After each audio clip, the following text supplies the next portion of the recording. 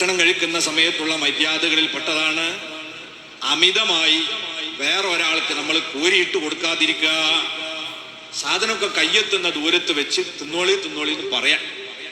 നമ്മളെ വകയിൽ എന്ത് ചെയ്യരുത്, ചില ആൾക്കാരെ 10 രൂപ വാരിട്ട് മുറിച്ചിട്ട് തിന്നൂടിയാട്ട് എന്ന് പറഞ്ഞിട്ട് വലിയലോണ്ടൊരു കറി.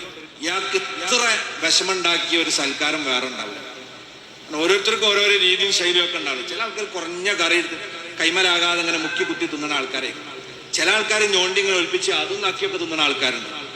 ഇത് ഓരോരുത്തരുടെ ഇഷ്ടത്തിന് ഓല് കഴിച്ചോട്ടെ. നമ്മളെ വകയിൽ വലിയലോണ്ട് കറി വാർന്നാല് അയാൾക്കത് യാതൊരു ഇഷ്ടമില്ലാതെ ഇപ്പൊന്ന് ഭക്ഷണം കഴിച്ചിട്ടുണ്ട്. അത് ചെയ്യരുത് എന്നാ അഷ്റഫുൽ ഖൽഖ് സ്വല്ലല്ലാഹു അലൈഹി വസല്ലം പറഞ്ഞത് കാണാം. ലാ തുകല്ലിഫുൽ ലൈഫ ഫതുബഗിദൂ. നിങ്ങൾ വിരുന്നുകാരെ നിർബന്ധിപ്പിക്കരുത്, അത് അവരെ ദേഷ്യം പിടിപ്പിക്കും. വിരുന്നുകാരൻ ദേഷ്യം പിടിച്ചാൽ അല്ലാഹു ദേഷ്യപ്പെടും.